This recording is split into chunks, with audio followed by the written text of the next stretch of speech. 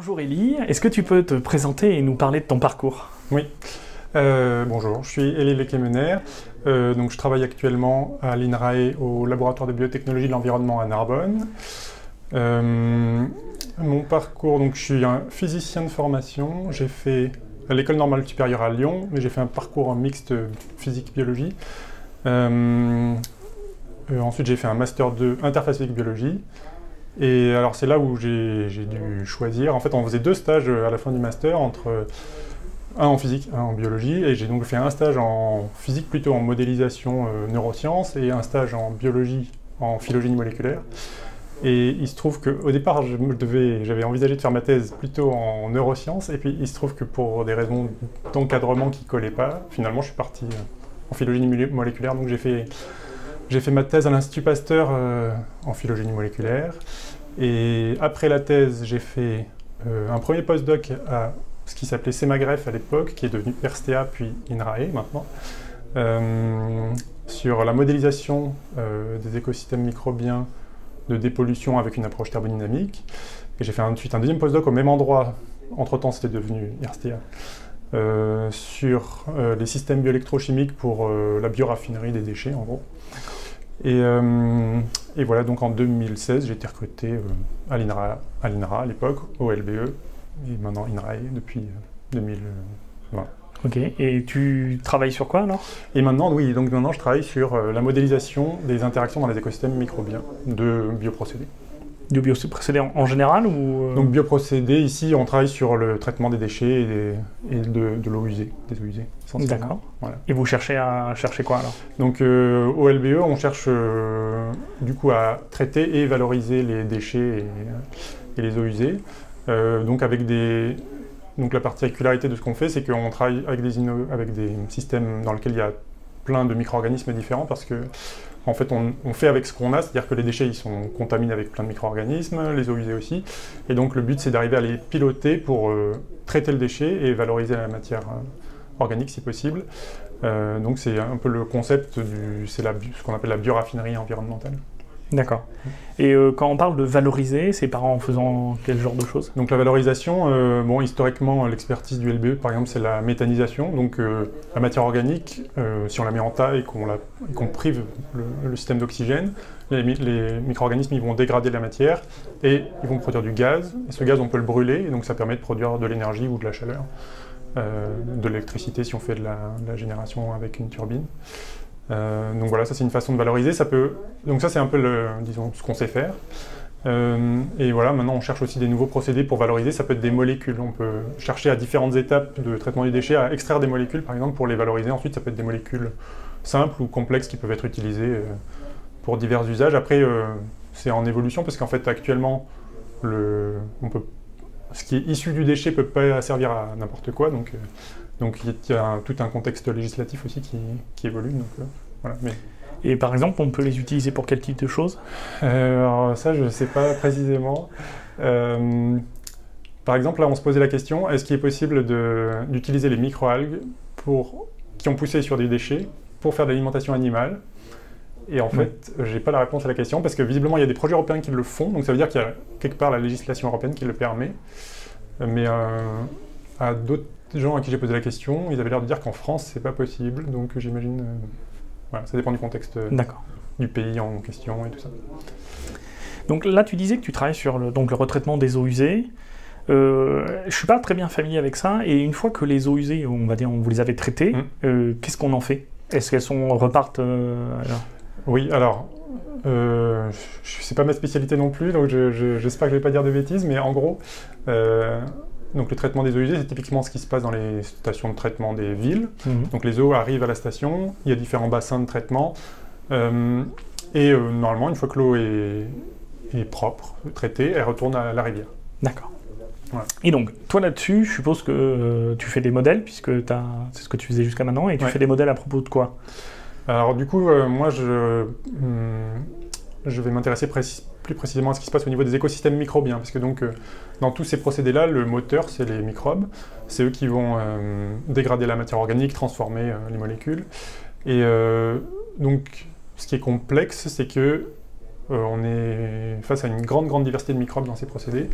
Et si on veut essayer d'orienter un peu les processus, voilà, il faut arriver à comprendre ce qui se passe, et ensuite on fait des modèles donc, qui servent à comprendre et pour piloter finalement le procédé, pour essayer de orienter les fermentations dans un sens, produire des molécules.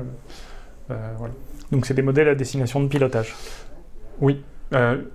Pour l'instant, c'est plutôt des modèles pour vérifier si on comprend bien ce qui se passe. D'accord. Mais in fine, le but c'est de piloter. Ouais. Et c'est quel type de modèle? Alors ça dépend un peu de quel genre de procédé on regarde. Donc dans la digestion anaérobie classique, on a de la matière complexe. Au début, elle est hydrolysée, puis elle est fermentée, puis il y a la production d'acide, puis une production de méthane. Donc les modèles classiques, c'est des modèles avec des équations différentielles, on considère en gros 4 grandes transformations, hydrolyse, fermentation, production d'acide, méthanogénèse. Et donc pour chacune, on a un compartiment qui est décrit par une équation en gros. D'accord. Et donc ça, c'est des modèles un peu classiques pour le traitement des déchets. Moi là-dessus, ce que j'apporte ici, c'est entre autres les contraintes thermodynamiques par exemple. Donc ça, par ailleurs, il y a des gens qui ont conceptualisé comment on fait un bilan thermodynamique au niveau des micro-organismes et comment on peut utiliser ça pour contraindre les modèles de bioprocédés. Et aussi pour prédire éventuellement des rendements, des choses comme ça. En fait, c'est lié fondamentalement à... visiblement, il y a un peu tous les micro-organismes qui fonctionnent un peu de la même façon, ce qui fait qu'on retrouve à peu près les mêmes rendements dans les mêmes conditions, quel que soit le type de micro-organisme qu'on regarde. Donc ça veut dire que si on prend un déchet et qu'on le fait fermenter et qu'on fait du méthane, on est à peu près capable de prédire, en sachant grosso modo c'est quoi le déchet, sans savoir les micro-organismes qui vont faire la transformation, on est capable de prédire à peu près le rendement en termes de méthane et en termes aussi de biomasse qui va se former, c'est les micro-organismes qui vont pousser, quoi. Et donc ça, moi c'est des questions aussi qui m'intéressaient à l'origine, parce que ça veut dire qu'il y a une espèce d'optimisation qui s'est fait au cours de l'évolution dans les micro-organismes et qu'il y a des grandes efficacités qui sont conservées dans toutes les bactéries archéo-eucaryotes. Qu'on retrouve comme ça et qui permettent de prédire un peu des choses comme ça, des rendements. Si je comprends bien, en fait, quel que soit le micro-organisme, plus ou moins, il est soumis aux mêmes contraintes thermodynamiques, ouais. Et donc globalement, les grands rendements sont à peu près les mêmes, même si, par exemple, les détails des voies métaboliques peuvent être différents. Ouais, c'est ça. C'est ça, et après, par contre, ça dépend en gros essentiellement non pas du micro-organisme, mais de la chimie, c'est-à-dire est-ce qu'il utilise un accepteur d'électrons qui est l'oxygène, ou est-ce qu'il fait de la fermentation, c'est-à-dire sans oxygène, des choses comme ça. Donc ça change complètement la thermodynamique du système en termes d'énergie. Ouais. Et donc ça change les rendements, mais ça dépend pas trop du type de micro-organisme. D'accord. Donc, mais si je comprends bien, dans votre système, vous avez donc la matière première, vous la traitez pour la purifier, donc après il y a de l'eau qui en ressort. Ouais. Il y a les déchets que vous essayez de valoriser, par exemple pour... faire pousser des microalgues et nourrir des animaux, ouais. Mais la biomasse, justement, les microalgues ou la biomasse, par exemple, des micro-organismes dont tu parles, qu'est-ce qu'elle devient, elle? Alors, ça dépend. Donc, les microalgues, typiquement, il y a des questions... Alors, l'avantage des microalgues, c'est que, en général, c'est une biomasse assez homogène. Et donc, il y a plein de choses qu'on peut potentiellement faire avec. On peut extraire des pigments, et on peut essayer de les transformer pour en faire de la nourriture animale, des choses comme ça. Après, plus généralement, par exemple dans les stations d'épuration, il y a des boues qui sont en fait la biomasse, entre autres. Il y a plein de choses mélangées, mais entre autres, il y a les micro-organismes qui sont là. Et donc ça, c'est valorisé soit ça peut être méthanisé, en mélange avec d'autres déchets, soit ça peut être épandu, si je ne me trompe pas, donc ça sert de valorisation en termes d'engrais organiques, quoi. Donc en fait, vous ne séparez pas vraiment ce qui va rester de l'épuration de la biomasse micro-organisme, ça reste un tout, quoi. Ouais, en fait, disons, il faut que la qualité d'eau en sortie soit bonne, donc ça, ouais. Il y a des critères.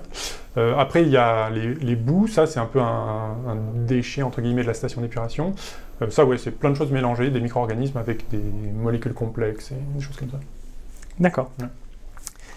Et donc là, tes modèles, toi, je suppose, qui cherchent donc à piloter, c'est-à-dire que vous essayez de jouer sur certaines contraintes pour orienter, par exemple, plus de méthane? Alors, moi, je travaille pas trop sur la méthanisation. Moi, je travaille du coup plutôt maintenant sur soit des systèmes bioélectrochimiques, donc dans lesquels on rajoute des électrodes dans le système pour justement piloter, En plus, je trouve que c'est assez fascinant d'un point de vue interface physique-biologie, parce que c'est des micro-organismes qui sont capables d'échanger des électrons avec des électrodes, et donc il y a plein de choses intéressantes qui se passent. Donc dans ce cas-là, on ne produit plus de méthane quand on fait ce genre de choses. Enfin, on peut, mais là, nous, en tout cas, c'est pas ce qu'on cherche à faire. On peut faire plutôt soit de l'hydrogène, soit des molécules qui pourraient être des molécules de type soit des acides simples, soit des alcools, soit un peu pour aller vers des biocarburants ou des bioplastiques ou des choses comme ça. D'accord.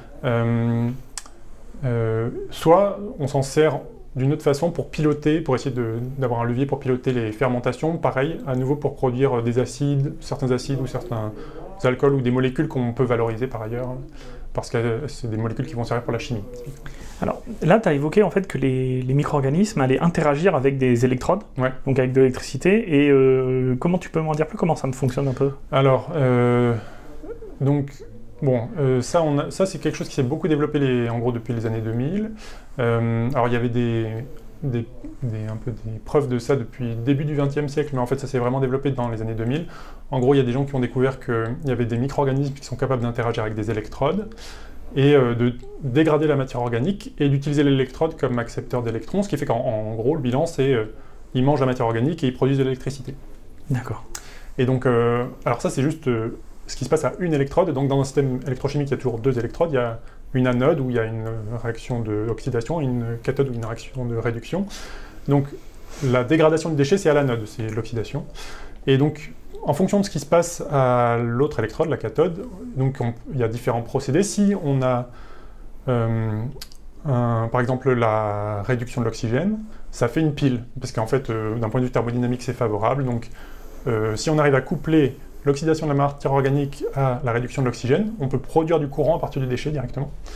Et réciproquement, si à l'inverse on fait par exemple la réduction de l'eau en hydrogène, donc là ça devient un électrolyseur, on est obligé de fournir un peu de puissance électrique, mais du coup on utilise l'énergie dans le déchet et on rajoute un peu d'énergie pour produire de l'hydrogène à partir du déchet.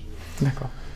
C'est les deux grandes catégories. Ok. Mais quand on produit l'électricité, on produit des grandes quantités d'électricité. Ça pourrait être utilisé pour produire de l'électricité vraiment ou pas du tout? Alors, c'est pas un terme de quantité, c'est un problème de puissance en fait. C'est un problème de puissance. C'est-à-dire que dans les systèmes électrochimiques, il y a le courant, c'est la vitesse à laquelle les électrons passent, et il y a la différence de potentiel entre les deux électrodes. Et le produit des deux, ça fait la puissance, et c'est la puissance qui compte pour ensuite faire marcher nos appareils.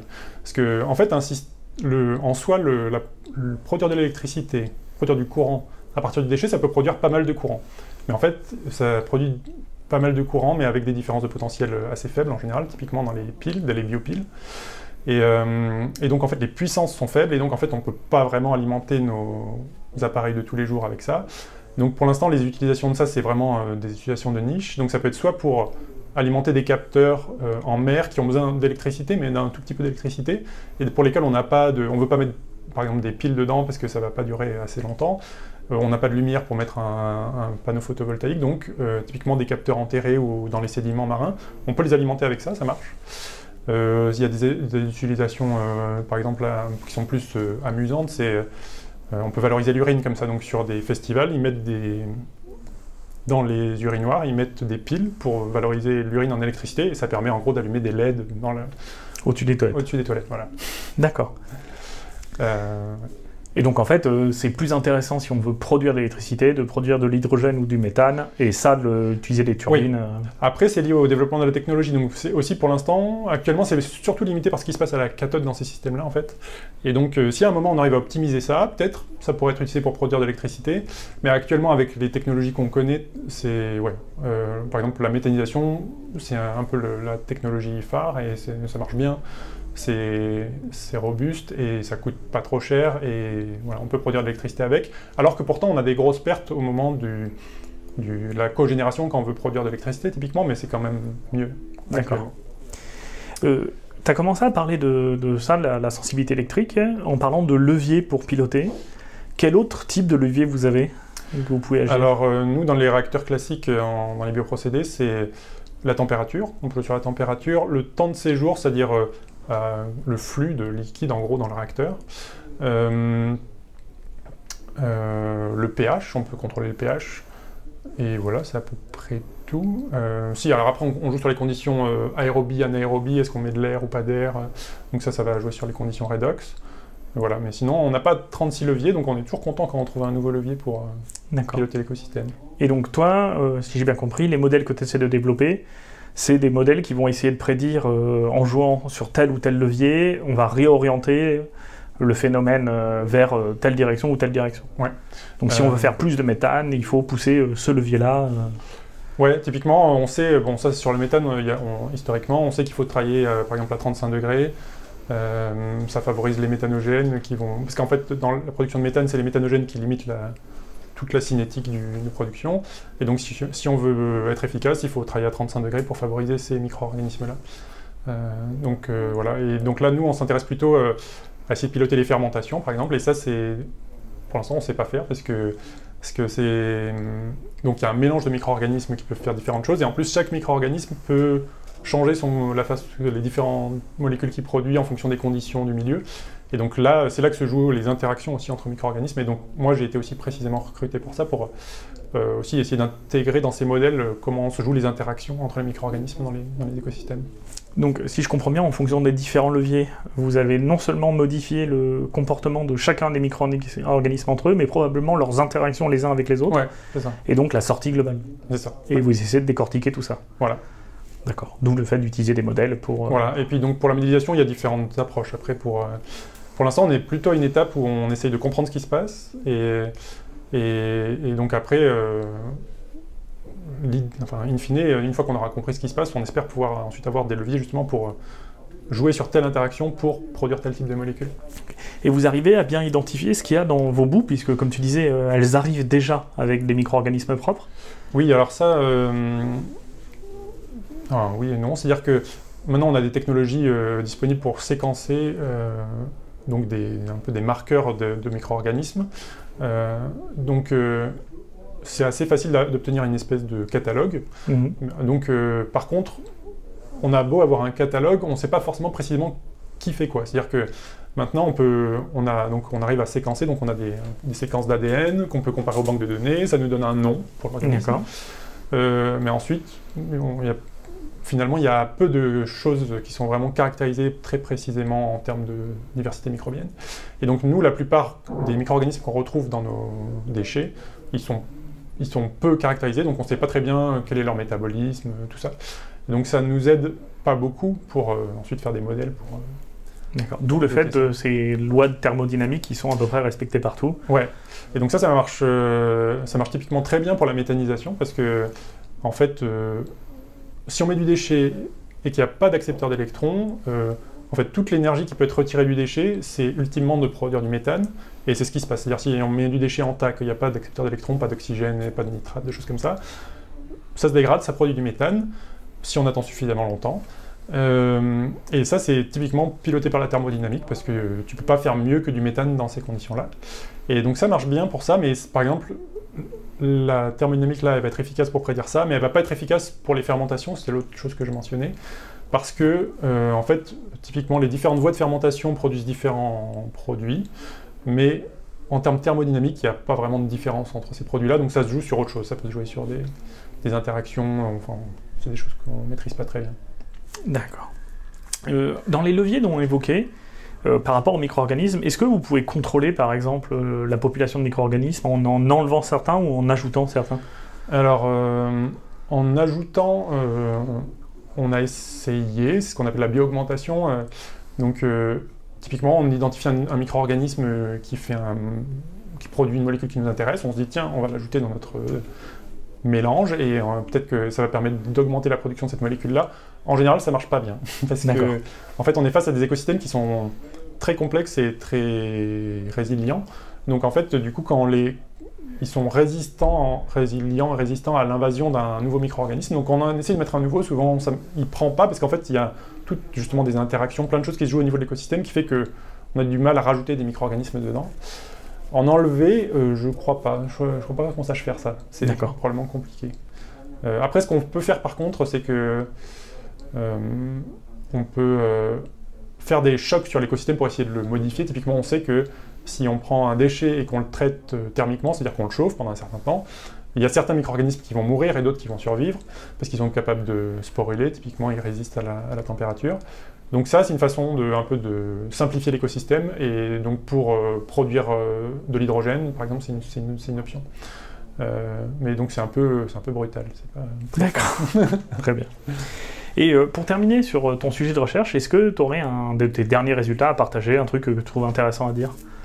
Oui, je pense sur les systèmes électrochimiques. En fait, ce qu'on a découvert aussi avec les systèmes bioélectrochimiques, c'est que non seulement les microbes étaient capables de transférer des électrons vers les électrodes, mais en plus, ils transfèrent des électrons entre eux, ce qui était jusqu'à présent pas trop connu. Alors, ce qui était connu, c'est qu'ils étaient capables de transférer des électrons sous forme de molécules. Par exemple, l'hydrogène, c'est un vecteur de transport d'électrons dans les écosystèmes, anaérobie.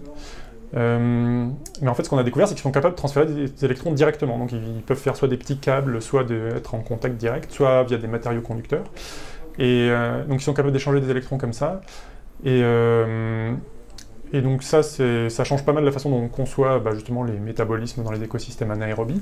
Et nous, ce sur quoi on a travaillé, là, c'est en gros ces 3-4 dernières années, c'est sur comment ça se passe dans le cadre des fermentations, par exemple. Parce que ce que les gens avaient décrit jusqu'à présent, c'était comment ça se joue pour des écosystèmes, disons, deux micro-organismes qui font une syntrophie, c'est-à-dire qui ont besoin l'un de l'autre pour vivre.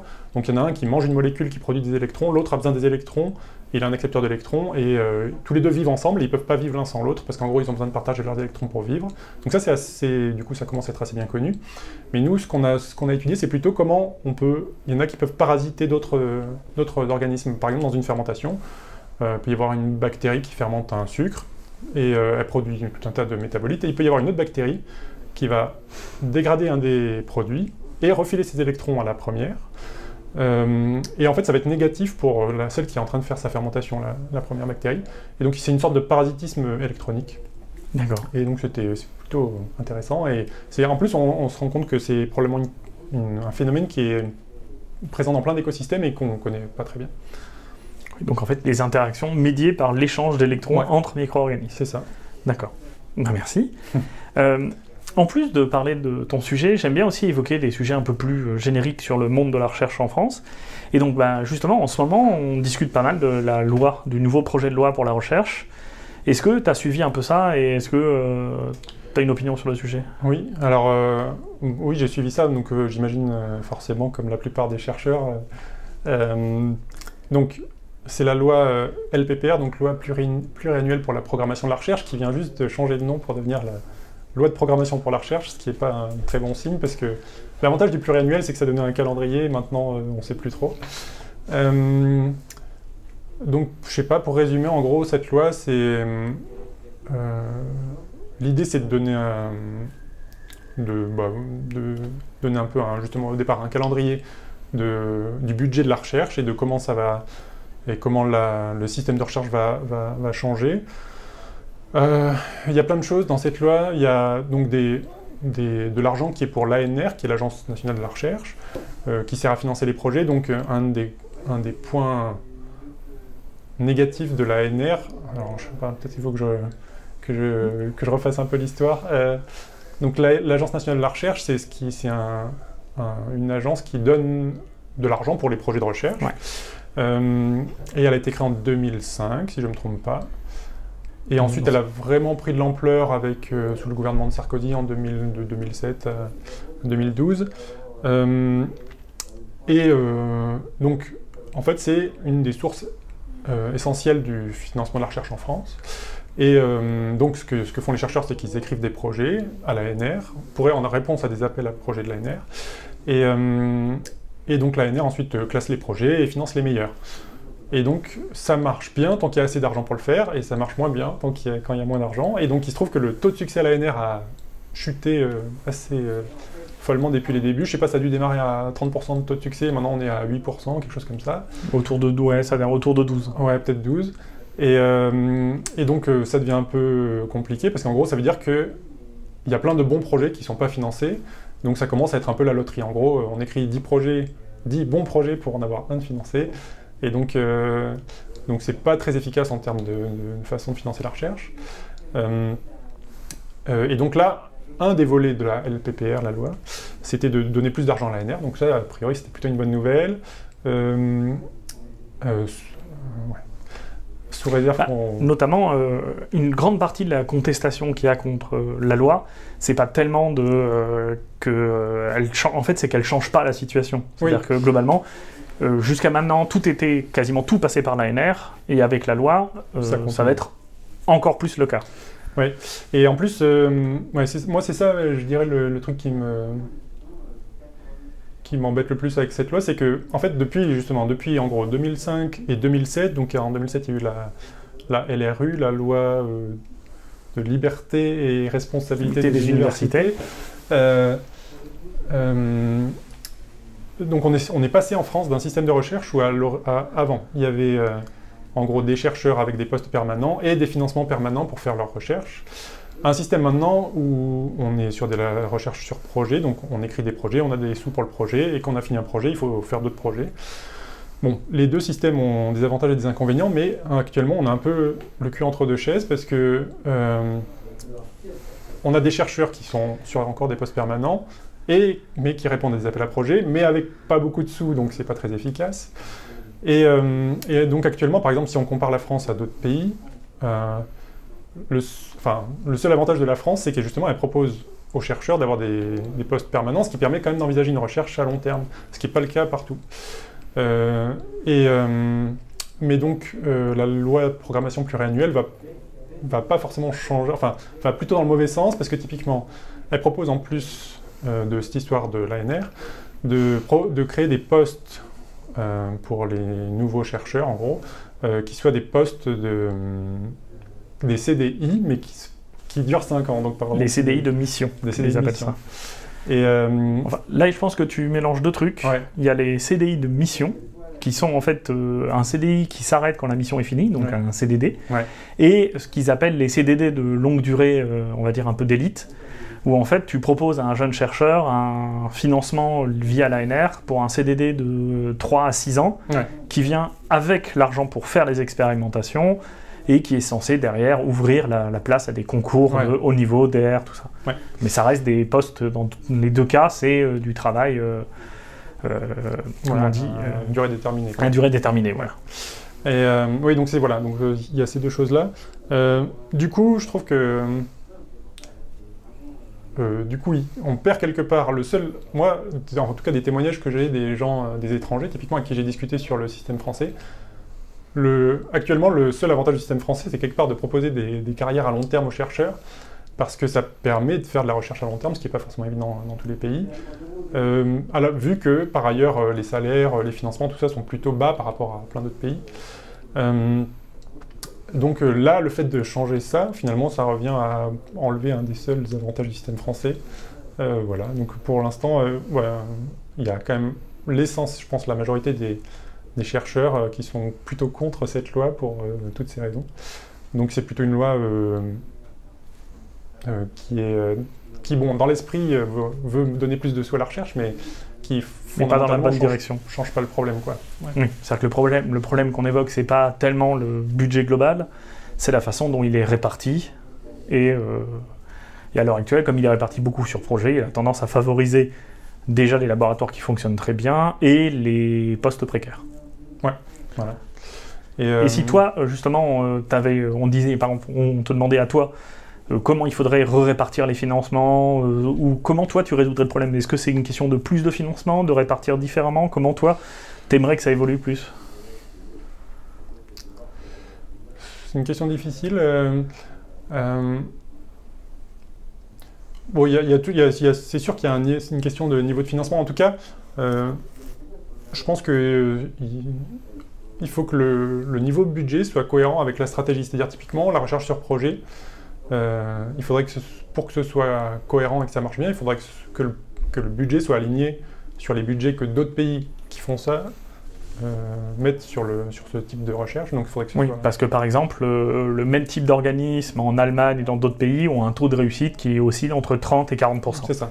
Donc ça veut dire que dans ce cas-là, on peut faire des projets, on a des bonnes chances d'avoir des sous sur un projet, et donc ça marche. Donc si on veut continuer à faire de la recherche avec des appels à projets, Il faut avoir plus de budget, c'est sûr. Sinon, il faut trouver une autre façon de faire. Je sais pas, moi je n'ai pas de bonne réponse à c'est quoi le bon système. Je trouvais que l'avantage de l'ancien système français, c'est qu'au moins ça proposait de la diversité. C'est-à-dire qu'il y a quand même une majorité de pays qui font de la recherche sur projet. Le fait d'avoir un pays qui proposait des financements permanents avec des postes à long terme, ça propose une autre façon de faire de la recherche. Et ça donne aussi, ça fait émerger probablement aussi d'autres types de résultats de la recherche, parce qu'il y a des choses qui sont faciles à financer sur 3 ans, comme des résultats de projet, et des choses qui prennent plus longtemps, et donc sans doute qu'un financement, comme c'était le cas avant en France, ça a fait émerger d'autres types de résultats. Voilà, je sais. Après, est-ce qu'il y en a un qui est meilleur que l'autre? Je sais pas. D'accord, bah, merci. Maintenant, j'aimerais parler de trucs un peu plus personnels, et donc j'ai toujours ma petite série de questions qui est toujours la même. Donc la première, c'est toujours, est-ce qu'il y a un résultat ou un truc que tu as fait dans ta carrière qui t'a rendu particulièrement fier? Je crois pas. D'accord. Alors, il y a un résultat qui m'a fait particulièrement plaisir. Je sais pas si ça m'a rendu fier, mais ça m'a fait plaisir. C'est dans mon premier postdoc. J'ai travaillé sur la modélisation thermodynamique des écosystèmes microbiens. Et ce qui m'a fait plaisir, c'est que c'était une intuition que j'avais en tête depuis très très longtemps. Oui. En gros, j'avais envie d'appliquer justement des principes de thermodynamique et de physique statistique aux écosystèmes microbiens parce que, je sais pas, intuitivement, je trouvais qu'il y avait un parallèle entre comment on traite un gaz en thermodynamique et un écosystème microbien en biologie. Et donc, quand j'ai réussi à mettre des équations là-dessus, j'étais particulièrement content. D'accord. Après, ça me va très bien. Hein. Ouais, je sais pas, ça me rend pas particulièrement fier parce que je sais pas à quel point ça va être applicable pour de vrai. Mais voilà. Et c'est important pour toi que ce soit applicable pour de vrai à moyen ou long terme? Oui, parce que si j'ai écrit des modèles qui servent à rien, pour moi, c'est pas très satisfaisant. D'accord. Ouais. Non, mais très bien. À l'opposé de ça, j'aime bien aussi qu'on partage des moments de difficulté, par exemple des choses qu'on referait pas de la même façon, ou pour ceux qui risquent de les affronter plus tard. Ouais. J'ai pas non plus forcément de bonne réponse à cette question. En fait, en réfléchissant à tout ce que j'ai fait, je pense que si je le refaisais maintenant, il n'y a rien que je referais pareil. D'accord. Parce que j'ai évolué sur mon métier aussi. J'ai toujours l'impression que je peux améliorer des anciennes manips ou des anciens modèles que j'ai fait. Je peux les améliorer soit dans la façon dont j'avais conceptualisé le truc au départ, soit dans la façon de les présenter, de les contextualiser, tout ça. Donc voilà, j'ai pas de... Moi, je trouve que c'est plutôt une bonne nouvelle. Hein. Ouais, j'ai pas de regrets sur la façon dont j'ai fait les choses, mais c'est sûr que si je les refaisais maintenant, je les ferais différemment parce que j'ai évolué, quoi. Non, mais moi, je trouve que c'est une bonne nouvelle que de temps en temps, on ait quelqu'un qui dise là-dessus, rien de particulier. Non, ouais. Très bien. Et aussi, j'aime bien que tu pourrais nous conseiller quelque chose, un film, une série, un livre, qui traite de science ou pas du tout, hein, mais un truc où tu dis, tiens, ça, regarde-le, lisez-le, c'est vachement bien. Ouais. Alors du coup, ça n'a rien à voir avec la science. Ouais. C'est une série, c'est Trémé. C'est une série américaine qui porte sur la Nouvelle-Orléans après l'ouragan Katrina. D'accord.